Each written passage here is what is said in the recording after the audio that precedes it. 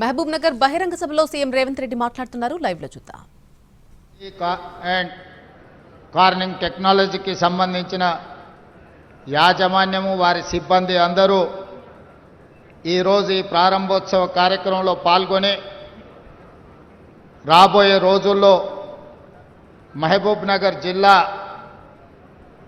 నూతన పరిశ్రమలకు ఒక వేదిక కాబోతుంది. ఈ జిల్లాలోనే కాదు రాష్ట్రంలో చదువుకున్న నిరుద్యోగ యువకులకు ఉద్యోగ ఉపాధి అవకాశాలు ఇవ్వడానికి మన జిల్లా వేదిక కాబోతున్నందుకు మనస్ఫూర్తిగా ఆనందం వ్యక్తం చేస్తూ మీ అందరినీ అభినందిస్తున్నా. మిత్రులారా, మీకందరికి తెలుసు పాలమూరు జిల్లా అంటే ఒకనాడు వలసలకు మారుపేరు.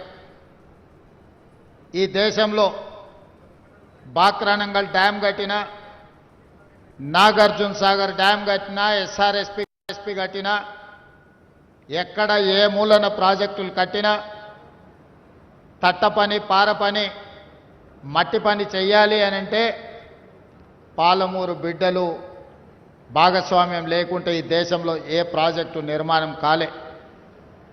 దీనికి ప్రధాన కారణం ఒకటి చదువు, రెండు నీరు. ఎడ్యుకేషన్ అండ్ ఇరిగేషన్ ఈ జిల్లా ప్రజలకు అందుబాటులో లేకపోవడం వల్ల మనం కూలీ కార్మికులుగానే దేశం నలుమూలల బ్రతకడానికి వలసపోయేది. కృష్ణానది జలాలు మన పక్క నుంచి వెళ్తున్నా మనకు తాగునీరు, సాగునీరు సమస్య ఉండడం, సమస్యను పరిష్కరించడానికి ప్రభుత్వంలో ఉన్న పెద్దలు ప్రయత్నం చేయకపోవడం వల్ల మన వలసలు ఏ రోజు కూడా ఆగలేదు. అందుకే గత పాలకులు మన పోరాటాలను చూసి ఆనాడు తెలంగాణ ఉద్యమంలో పాలమూరు జిల్లా అండగా నిలబడి మాజీ ముఖ్యమంత్రి గారిని మహబూబ్ నగర్ పార్లమెంట్ సభ్యులుగా గెలిపించడం జరిగింది.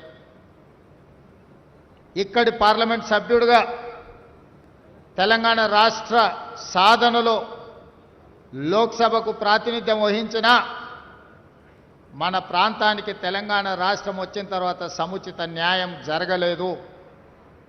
ఉమ్మడి రాష్ట్రంలో మంజూరైన పాలమూరు రంగారెడ్డి ఎత్తిపోతల పథకం కానీ, కల్వకుర్తి లిఫ్ట్ ఇరిగేషన్ కానీ, జూరాల, నెట్టెంపాడు, కోయిల్ సాగర్, భీమా లాంటి ప్రాజెక్టులు ఏవి సంపూర్ణంగా పూర్తి కాలే.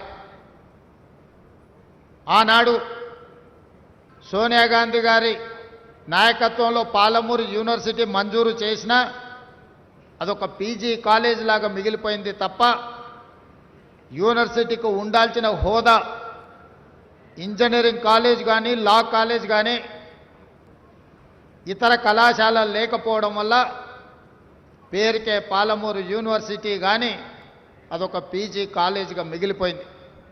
అందుకే ఈనాడు మొట్టమొదటి హైదరాబాద్ రాష్ట్రానికి ఈ పాలమూరు జిల్లా నుంచే బూర్గుల రామకృష్ణారావు గారు ముఖ్యమంత్రిగా బాధ్యతలు చేపడితే మళ్ళీ 75 సంవత్సరాల తర్వాత మీ అందరి ఆశీర్వాదంతో ఈరోజు తెలంగాణ రాష్ట్రానికి పాలమూరు నాయకత్వం వహిస్తున్నది. ఒక అవకాశం తప్పిపోతే మళ్ళీ అవకాశం రావడానికి 75 సంవత్సరాలు పట్టింది. ఈనాడు వచ్చిన అవకాశాన్ని మనం సద్వినియోగం చేసుకోకపోతే education and irrigation and employment వీటిల్లో మనం సరైన విధంగా మన జిల్లాను మనం అభివృద్ధి చేసుకోకపోతే, ప్రణాళికలు రచించుకోకపోతే శాశ్వతంగా మన జిల్లాకు తీరని అన్యాయం జరుగుతుంది. అందుకే ఈనాడు శశబిషలకు తావు లేకుండా ఎన్ఎం శ్రీనివాసరెడ్డి ఇతర శాసనసభ్యులు వచ్చినప్పుడు ఇంజనీరింగ్ కాలేజ్, లా కాలేజీలతో పాటు డిగ్రీ కాలేజీలు, అదేవిధంగా మొత్తం తెలంగాణ రాష్ట్రంలో ట్రిపుల్ బాసర ఆదిలాబాదులో ఉంటే తెలంగాణలో రెండవ ట్రిపుల్ ఇవ్వాలి. అది పాలమూరు జిల్లాకు మహబూబ్ నగర్ శాసనసభ నియోజకవర్గ పరిధిలో ఇవ్వాలి అని అంటే అప్పటికప్పుడు అధికారులందరినీ పిలిపించి సమీక్ష చేసి ఈరోజు IIITని మన జిల్లాకు మంజూరు చేసుకోవడం జరిగింది. ఒక ఇంజనీరింగ్ కాలేజ్ వచ్చినా, ఒక లా కాలేజ్ వచ్చినా, ఒక డిగ్రీ కాలేజ్ వచ్చినా 14 శాసనసభ నియోజకవర్గాలలో వెనుకబడిన ప్రాంతము, ఈ ప్రాంత పేదల పిల్లలు చదువుకోవాలి. ఖరీదైన విద్య మన పేదలకు ఖర్చు పెట్టే స్తోమత లేకపోవడం వల్ల అన్ని రకాలుగా ఆలోచన చేసి ఈ జిల్లాలో ఉన్న ఎస్సీ, ఎస్టీ, బీసీ, మైనారిటీ పిల్లలు 90% ఈ పిల్లల కోసం నాణ్యమైన విద్యను అందించాలని 14 శాసనసభ నియోజకవర్గాలలో young India integrated residential schools చెప్పడానికి చిన్న పేరుగా కనిపించి ఉండొచ్చు. ప్రతి నియోజకవర్గంలో 20 నుంచి 25 ఎకరాలలో ప్రతి యంగ్ ఇండియా ఇంటిగ్రేటెడ్ రెసిడెన్షియల్ స్కూల్కి 200 కోట్ల రూపాయలు, 14 young India integrated residential schools 2800 కోట్ల రూపాయలతోటి ఈరోజు నాణ్యమైన విద్యను పేదలకు అందించాలి అని మన ప్రభుత్వం నిర్ణయం తీసుకొని దాదాపుగా అన్ని నియోజకవర్గాలకు మంజూరు చేసినాం. అన్ని నియోజకవర్గాలకు ఒకేసారి పనులు కూడా ప్రారంభించమని చెప్పడం జరిగింది. మొట్టమొదటి యంగ్ ఇండియా ఇంటిగ్రేటెడ్ రెసిడెన్షియల్ స్కూల్కు రాష్ట్రంలోనే పునాది రాయి వేసింది, ప్రారంభోత్సవ శిలాఫలకం వేసింది షాద్నగర్ ఈర్లపల్లి శంకర్ నియోజకవర్గంలో.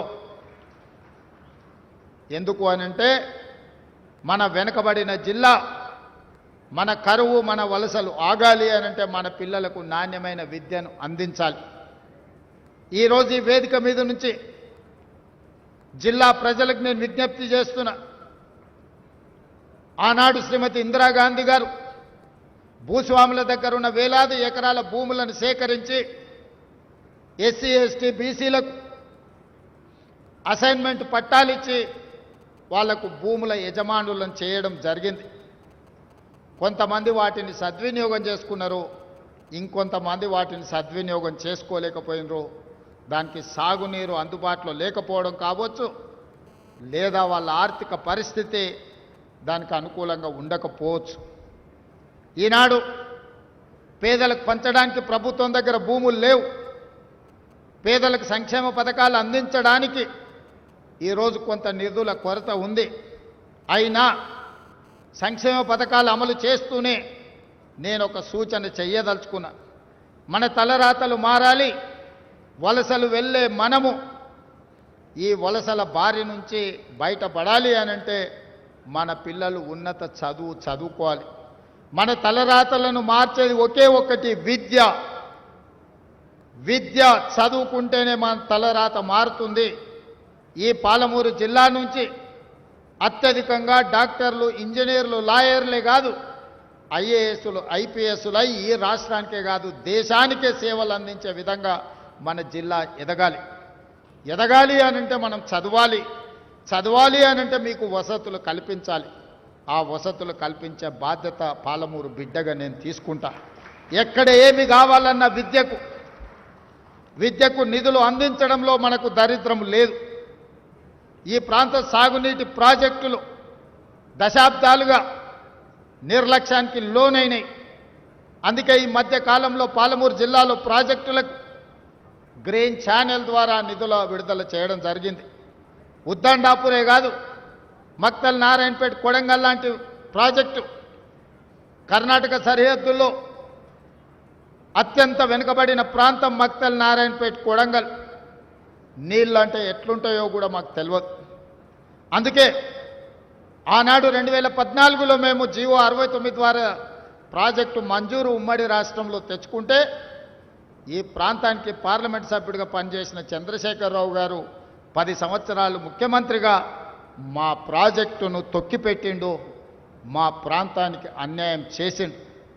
అందుకే ఆ ప్రాజెక్టును 4000 కోట్ల రూపాయలతో పనులు ప్రారంభించాలని టెండర్లు పిలిచి అన్ని రకాలుగా ముందుకు వెళ్తుంటే నేషనల్ గ్రీన్ ట్రిబ్యునల్లో కేసులు వేయించి ప్రాజెక్టును అడ్డుకునే ప్రయత్నం చేస్తున్నారు. ఈరోజు ఈ వేదిక మీద నుంచి శ్రీహరి గారికి, పర్ణికమ్మకు, ఇతర శాసనసభ్యులు నేను సూచన చేస్తున్నా. భూసేకరణకు సంబంధించి కొన్ని వివాదాలు, కొన్ని చర్చలు జరుగుతున్నాయి. ఈరోజు ఎక్కడ కూడా మనం 11 లక్షల కంటే ఎక్కువ ఇవ్వలే. 14 లక్షలు ఇవ్వడానికి నిర్ణయించుకున్నా సరిపోతలేదు అంటున్నారు. రైతులను పిలిచి మాట్లాడి ఒక మంచి నిర్ణయం తీసుకోండి, ఎంబడే వాళ్లకు నిధులు ఇవ్వండి. కొడంగల్లో 20 లక్షలు ఇచ్చింది కాబట్టి మాకు కూడా కావాలని అడుగుతున్నారు, తప్పులేదు. కానీ కొడంగల్లో కోస్గి పట్టణానికి ఆనుకొని ఉన్న ఖరీదైన భూములవి, వ్యవసాయం కాదు, బాగా రియల్ ఎస్టేట్ వాల్యూ ఉండడం వల్ల అక్కడి వాళ్లకు మనం కొంత ఎక్కువ ఇచ్చినాం. ఈరోజు భూములు పోతున్న పేదలు ఉంటే వాళ్ళకి ఇందిరమ్మ ఇండ్లు మంజూరు చేయండి అదనంగా. దాంతో ప్రతి ఇంటికి 5 లక్షల రూపాయలు వాళ్ళు ఇల్లు కట్టుకోవడానికి ఉంటుంది. ఈరోజు మంత్రి గారు ఒక వారం 10 రోజులు సమయం కేటాయించి నష్టపోయే ప్రతి రైతును, భూమి కోల్పోయే ప్రతి రైతును పిలిచి మాట్లాడండి, వాళ్ళకి న్యాయం చేద్దాం. వాళ్ళని కలెక్టర్ గారితో అండర్టేకింగ్ ఇప్పించండి, మంచి నష్టపరిహారం ఇద్దాం. ఈరోజు మీ సోదరుడు తెలంగాణ రాష్ట్ర ముఖ్యమంత్రిగా ఉన్నాడు. మీకు నష్టం జరిగితే మాకు నష్టం జరిగినట్టే, పాలమూరు రైతాంగానికి నష్టం జరిగితే నాకు, శ్రీహరికి, పర్ణికమ్మకు అందరికీ నష్టం జరిగినట్టే. మీ నష్టాన్ని ఎట్టి పరిస్థితుల్లో మేము నష్టం జరగనివ్వం. మీకు న్యాయం చేసే బాధ్యత నాది. ఇప్పుడు కట్టుకోకపోతే, ఈ ప్రాజెక్టులను ఇప్పుడు నిర్మించుకోకపోతే, వికారాబాద్ కృష్ణా రైల్వే లైన్ ఇప్పుడు పూర్తి చేసుకోకపోతే, పాలమూరు రంగారెడ్డి ఎత్తిపోతల పథకాన్ని ఇప్పుడు పూర్తి చేసుకోకపోతే, కల్వకుర్తి లిఫ్ట్ ఇరిగేషన్ కానీ, వాయిదాలు పడ్డ సంగమండ బండను పగలగొట్టి ఆ గ్రామీణ ప్రాంతాలకు నీళ్ళు ఇవ్వకపోతే, వాయిదాలు పడుతూ వస్తున్న భీమా, నెట్టంపాడు, కోయిల్ సాగర్లో మిగులు పనులు మనం పూర్తి చేసుకోకపోతే ఇంకా ఎప్పటికీ ఎవరు చేసేవాళ్ళు రారు. నా సూచన ఒక్కటే రైతాంగానికి, నారాయణపేట, మహబూబ్ నగర్ కలెక్టర్లు కానీ ఇతర జిల్లా కలెక్టర్లు వెళ్ళండి, రైతుల దగ్గరికి మాట్లాడండి. వాళ్ళని మీ కార్యాలయం పిలిచడం కాదు, మీరు క్షేత్రస్థాయికి వెళ్ళండి, రైతులతో మాట్లాడండి, వాళ్ళని ఒప్పించండి, వాళ్లకు మంచి నష్టపరిహారం ఇచ్చి ఆ భూములను తీసుకుందాం. ఈరోజు నిధులకు ఇబ్బంది ఉన్నది, అయినా మన జిల్లా మీద ప్రత్యేకమైన దృష్టి పెట్టి నిధులను ఇస్తున్నాం. మీడియా మిత్రులకు కూడా నా సూచన, చిన్న చిన్న వార్తలు, కొంతమంది తప్పుడు వార్తలు, లేకపోతే కొన్ని రాజకీయ పార్టీలు అడ్డుకోవాలని చేస్తున్న ప్రయత్నాలను మీరు ప్రజలకు కళ్ళకు కట్టినట్టుగా చూపించండి. అవకాశం పోతే మళ్ళీ రాదు. ఆనాడు బూర్గుల రామకృష్ణారావు గారి తర్వాత 75 సంవత్సరాలు ఎదురు చూడవలసి వచ్చింది. ఈ 75 సంవత్సరాలలో ఈ జిల్లాలో ఒక్క ప్రాజెక్ట్ అన్న పూర్తయిందా మీరు ఆలోచన చేయండి. ఉమ్మడి రాష్ట్రంలోనే కాదు, తెలంగాణ రాష్ట్రంలో కూడా మన జిల్లాలో ప్రారంభించిన ప్రాజెక్టులు పూర్తి కాకపోవడానికి కారణం నాయకత్వ లోపము, నాయకత్వ నిర్లక్ష్యము, నిధుల అలసత్వం కాదా? మరి ఈరోజు చెయ్యాలని సంకల్పంతో ముందుకొచ్చి నిధులు మీకు విడుదల చేస్తున్నప్పుడు కొన్ని రాజకీయ పార్టీలు అడ్డుకోవాలనే ప్రయత్నం చేస్తున్నాయి. ఈ అడ్డుకోవాలనే ప్రయత్నాన్ని మీడియా మిత్రులు మీరు అడ్డుకోండి. ఇది మన జిల్లాకు మనం చేసుకుంటున్న మేలు, మన జిల్లాను మనం అభివృద్ధి చేసుకుంటున్నాం. మీరు కూడా ఈ ప్రాంత రైతాంగం కుటుంబాలే, మీకు కూడా ఈ జిల్లాను అభివృద్ధి చేయాలి. ఈ జిల్లా బాగుపడాలంటే రెండు ప్రధానమైన విషయాలు. మొదటిది ఎడ్యుకేషన్, రెండవది ఇరిగేషన్. దేశ స్వతంత్రం వచ్చినప్పుడు పండిత్ జవహర్లాల్ నెహ్రూ గారి రెండింటి మీదనే ఫోకస్ పెట్టింది.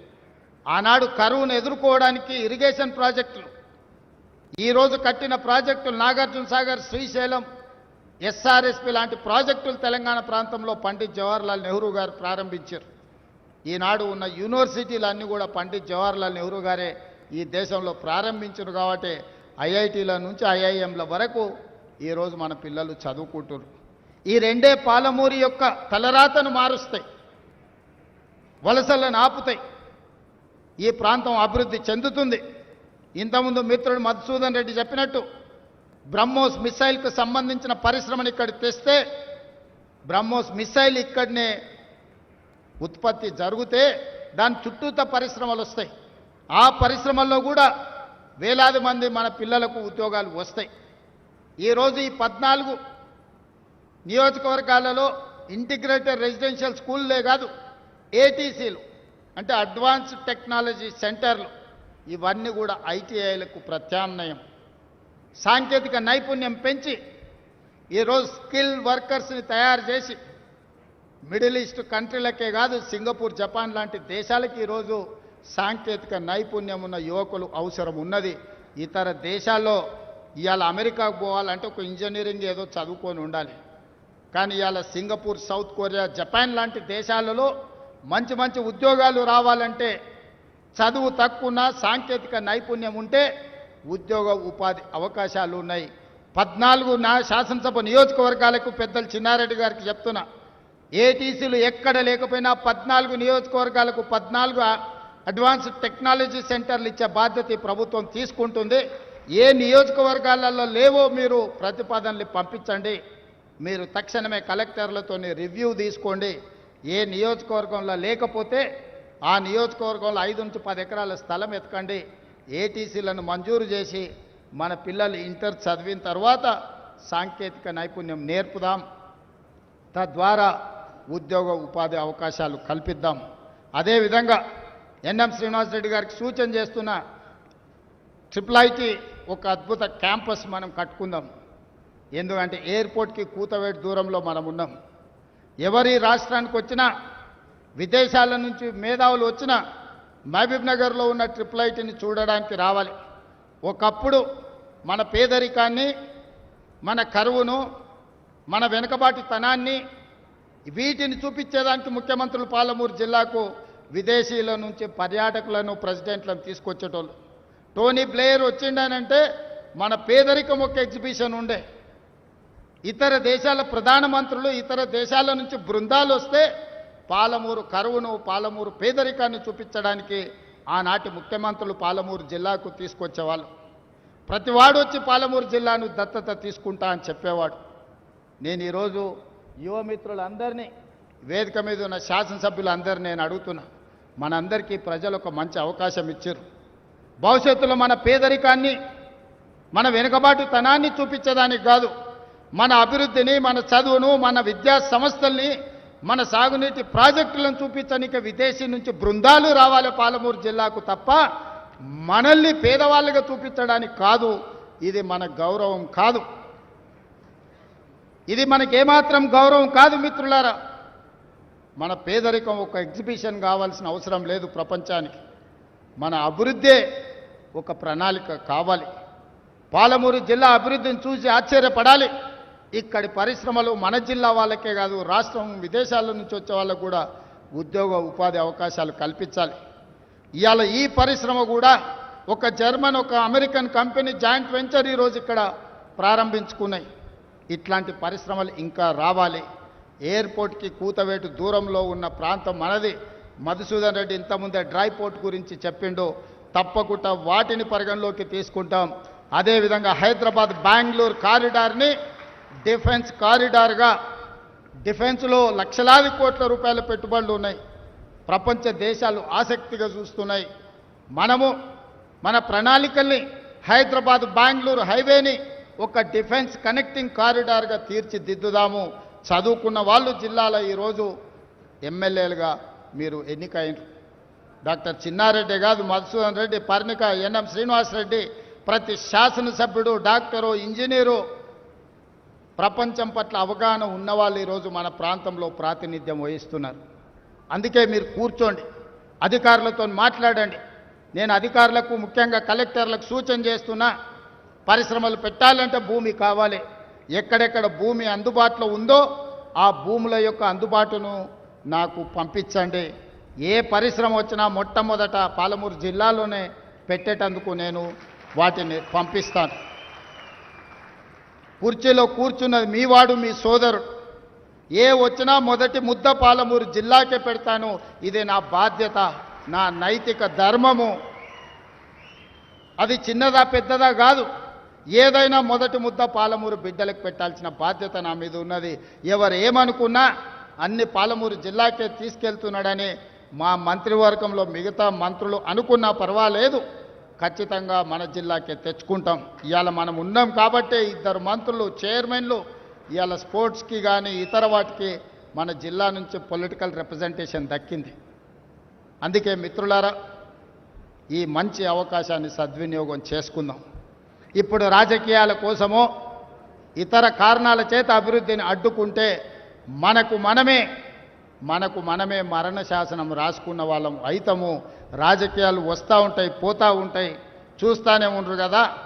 ఒకప్పుడు ఏ పార్టీని బతకనియేమో, ఎవరు రాజకీయం కాదు కదా, నిద్రలో కూడా శాసనసభ్యులు అవుతామన్న ఆలోచన చెయ్యొద్దు అని ఆనాడు అక్రమ కేసులు పెట్టి ఎంతమందిని జైళ్ళకు పంపించారు. ఇవాళ వాళ్ళే తన్నుకొని చేస్తున్నారు. ఒకరు కడుపులో కత్తులు పెట్టుకొని కౌగిలించుకుంటున్నారు. ఎవరు అక్కర్లేదు, వాళ్ళే పొడుచుకుంటున్నారు. విపరీతమైన అవినీతి సొమ్ము వచ్చిన తర్వాత సొమ్ముల పంపకాలలో కుటుంబ పంచాయతీలు ఇవాళ కుటుంబంలోనే ఒకరు సహించుకోలేని పరిస్థితి. ఒకరి మీద ఒకరు యాసిడ్ దాడులు చేసుకోవాలని ఒకరిని ఇంకొకరు నవ్వుతూనే కడుపులో కత్తులు పెట్టుకొని కౌగిలించుకునే పరిస్థితులు ఈ రాష్ట్రంలో దాపురించినాయి. పాపం ఊరికే పోదు. పెద్దలు చెప్పిండ్రు, చేసుకున్న వాడికి చేసుకున్నంత మహానుభావ అని చెప్పిండ్రు. చేసిన పాపాలు ఎక్కడికి పోవు, ఖచ్చితంగా ఆ పాపాలు వెంటాడుతూనే ఉంటాయి. వాళ్ళు అనుభవించి తీరాల్సిందే. ఆయన వెనకాల ఈయన ఉన్నాడని, ఈయన వెనకాల ఆయన ఉన్నాడని. నేను ఒక మాట చెప్పదలుచుకున్నాను, అంత చెత్తగాళ్ళ వెనకాల నేనెందుకు ఉంటానయా? నేను నాయకుడిని ఉంటే ముందుంటా, మా వాళ్ళకి తోడుగుంటా. వాళ్ళ కుటుంబాలు వాళ్ళు కత్తులతో పొడుచుకొని హరీష్ రావు, సంతోష్ రావు వెనకాల రేవంత్ రెడ్డి ఉన్నాడు అని ఒకరంటే, లేదు కల్వకుంట్ల కవిత గారు వెనకాల రేవంత్ రెడ్డి ఉన్నాడని. మీరంతా దిక్కుమాలలో అని తెలంగాణ ప్రజలు బండకేసి కొడితే మీ వెనకాల ఎవడన్నా బుద్ధునోడు ఉంటాడా? అన్నం తినవాడు ఎవడన్నా మీతోని ఉంటాడా? నేను ఉండేది పాలమూరు జిల్లా, 4 కోట్ల తెలంగాణ ప్రజల వెనుక ఉంటా, తోడుంటా, వాళ్ళ కోసం పని చేస్తా. నాకంత సమయం లేదు ఇంత పనికిమాలతోని కలిసి, లేకపోతే మీకు మీరే పంపకాలలో వచ్చిన పంచాయతీలు మీరే పొడుచుకుంటారు. మేము చూస్తే చాలు. జరుగుతున్న పరిణామాలు అందరికీ తెలుసు. దయచేసి మీ వివాదంలోకి మీ కుటుంబ పంచాయతీలనో మీ కుల పంచాయతీలనో మమ్మల్ని లాగకండి. మాకెలాంటి ఆసక్తి లేదు. మిమ్మల్ని ఎప్పుడో ప్రజలు తిరస్కరించిండ్రు. మీరు కాలం చెల్లిన 1000 రూపాయల నోటు లాంటి వాళ్ళు. కాలగర్భంలో కలిసిపోతుంది ఆ పార్టీ. ఒకప్పుడు జనతా పార్టీ కూడా గొప్ప పేరుండే, కానీ జనతా పార్టీ కనుమరుగైంది. ఆ తర్వాత తెలుగుదేశం పార్టీ ఒక అద్భుతమైన పార్టీ, చాలామందికి అవకాశాలు కల్పించిన పార్టీ. కొంతమంది కుట్రల వల్ల ఆ పార్టీ కూడా ఈరోజు తెలంగాణలో ఒక సమస్యను ఎదుర్కొంటుంది. మరి ఇన్ని దుర్మార్గాలు చేసిన మీరు మాత్రం ఎట్లా మనుగడ సాధిస్తారు? ప్రకృతి అనేది ఉంటుంది, ఆ ప్రకృతి శిక్షిస్తుంది. అందులో మనకి ఎవరికి ఏమాత్రం ప్రమేయం లేదు. రాజకీయాల వైపు చూడకండి మిత్రులారా. పాలమూరు జిల్లాను అభివృద్ధి చేసుకుందాం. ఇరిగేషన్ అండ్ ఎడ్యుకేషనే my first priority. Irrigation and education వస్తే ఆటోమేటిక్గా ఎంప్లాయ్మెంట్ వస్తుంది. ఎంప్లాయ్మెంట్ వస్తే మనమే ఆదర్శంగా నిలబడతామని తెలియజేస్తూ మీ అందరి దగ్గర సెలవు తీసుకుంటున్న ధన్యవాదాలు మిత్రులారా.